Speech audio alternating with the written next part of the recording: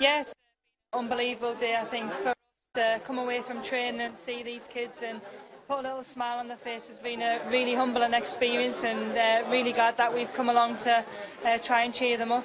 I can't understand what they go through day to day, and the fact that they're not at home and they're not where they want to be, but we've really met some really brave kids and parents as well who really are doing their best by their kids and to make them better, and hopefully today's really allowed us to put a little bit back into the community and into Manchester, and it's been a humbling experience, yeah.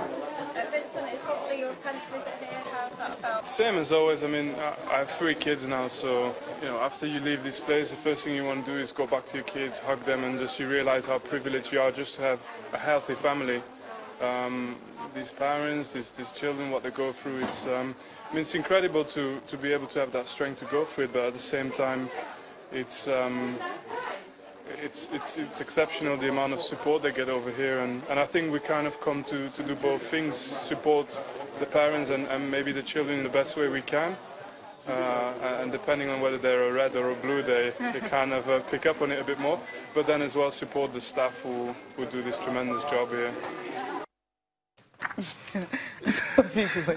You know, I told you guys that you see the smile on the faces, of those children, and just having to have that gift and having, these superstars coming to see them and celebrate the youth side with them is something really magical and special for all of them. Yes, okay. That's it. It's a season. I mean, it's only right to spread the love to everyone, including those including those in the hospital.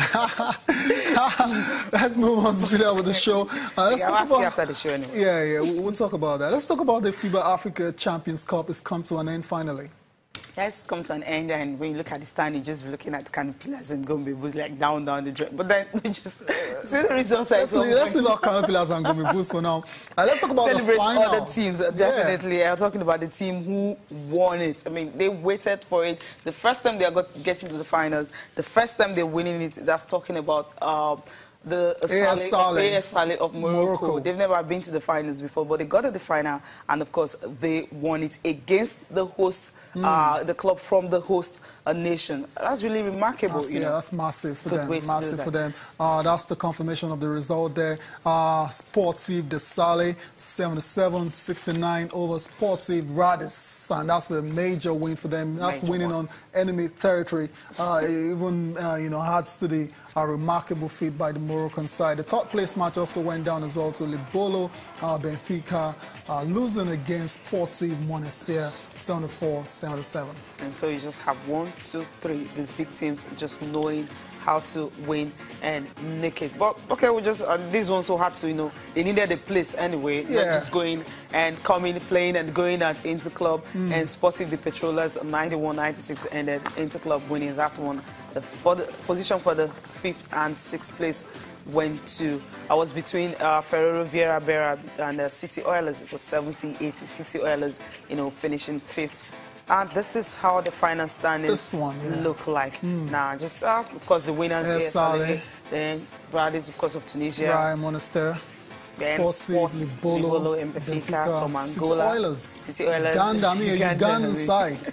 Yeah, the Mozambican side also finishing as 6th. Then the 7th place went to the Interclub. Then have Petrolas from Algeria finishing 8th. Canopilas 9th. And Mozambique, DR Congo 10. Then you have Gombe Bulls 11th. And New Generation also from DR Congo. Well, that's position there. But final placement for Nigerian sides, and picking up late.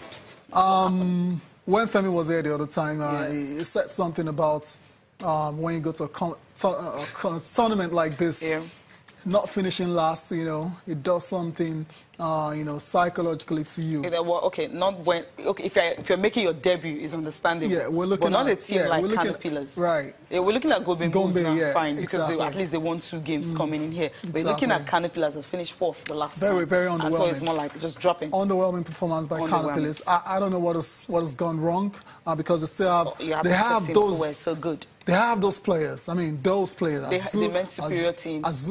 Okay, probably Azuma DK, Abubakar Osman, Yaya, Abdul Yahya, all decent players. But you've probably hit the nail on the head. They met you know, tougher opposition, and they just couldn't deal with it. And that just shows you how long they still have to go. It's a huge gap that will take a lot to close in the coming years. And with what is going right now in the Basketball Federation, you know, I'm not too excited because we know what's going on as an impasse in the leadership of the Nigerian Basketball Federation. That's has to count for something against the development of basketball and development of a lot of this professional basketball sides. Professional in quotes. Yeah, professional in quotes. Yeah, I think I love football. But the good thing is, I mean, for the Women's League, the sponsor have decided to, like, okay, trying to make it more competitive in a way that they want to introduce all the stuff. They're asking the current federation, who is, I mean, the one that NSA saying, okay, this is who we're working with. NBBF, of course. You can, everything can just be at a, you know, at a standstill. Something had to be going on until whatever resolution they want to make, whatever thing they want to make. But then you still have a body running the league. When they visited the, you know, the sponsor of the Women's League the other time, they made a lot of promises and all that. Come out with the timetable. Let's see, you know, how the league, let's see what we can actually do to ensure that, you know, the welfare package and everything, all of them, you know, it's done. Okay, from basketball now, let's talk.